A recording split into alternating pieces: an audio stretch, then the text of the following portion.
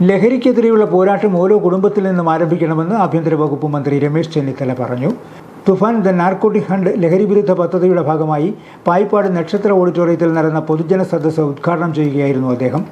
സംസ്ഥാനമൊട്ടാകെ പദ്ധതിയുടെ ഭാഗമായി നടത്തിവരുന്ന ജാഗരൺ റാലികളിലെ വലിയ ജനപങ്കാളിത്തം ലഹരിക്കെതിരെ സമൂഹം ഒറ്റക്കെട്ടായി ഉണരുന്നതിൻ്റെ തെളിവാണെന്നും ഓരോരുത്തരും ഈ സന്ദേശം ഉൾക്കൊണ്ട് ലഹരിവിരുദ്ധ പോരാളികളാകണമെന്നും രമേശ് ചെന്നിത്തല നിർദ്ദേശിച്ചു.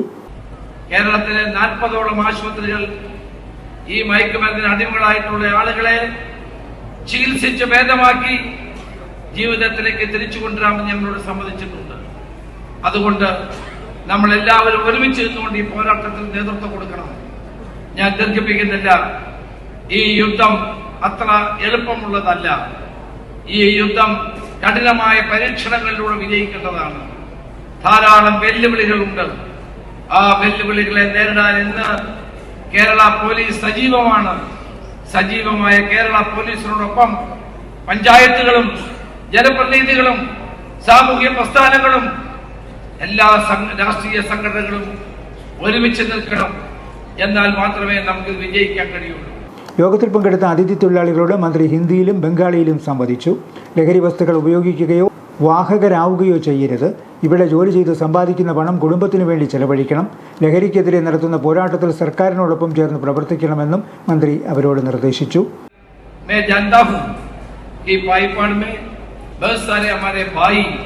बाहर से इधर आके अपने काम कर रहे हैं. हमारे प्रदेश से, बाहर से, बिहार से, बंगाल से, उड़ीसा से, कलकत्ता से बहुत सारे हमारे भाई लोग इधर आते हैं और काम करते हैं और अपने घर में वापस अपना जो कमाते हैं वो भेज देते हैं.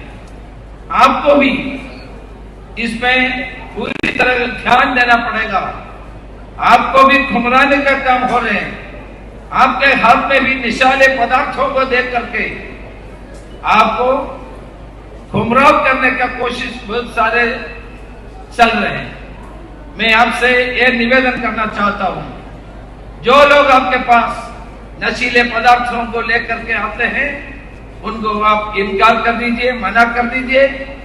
आप उनको बता दीजिए मैं जिंदगी में नशीले पदार्थ खाने के लिए तैयार नहीं है.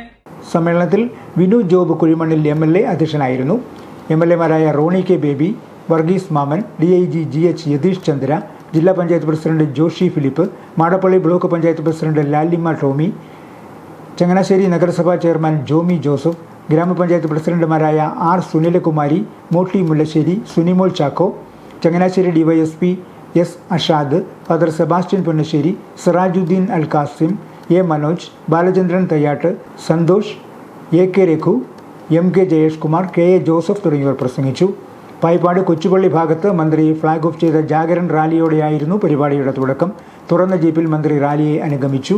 കുടുംബശ്രീ പ്രവർത്തകർ, ആശാപ്രവർത്തകർ, അംഗനവാടി ജീവനക്കാർ, സ്റ്റുഡന്റ് പോലീസ്, NCC കേഡറ്റുകൾ തുടങ്ങിയവർക്കൊപ്പം ഇതര സംസ്ഥാന തൊഴിലാളികളും റാലിയിൽ പങ്കെടുത്തു.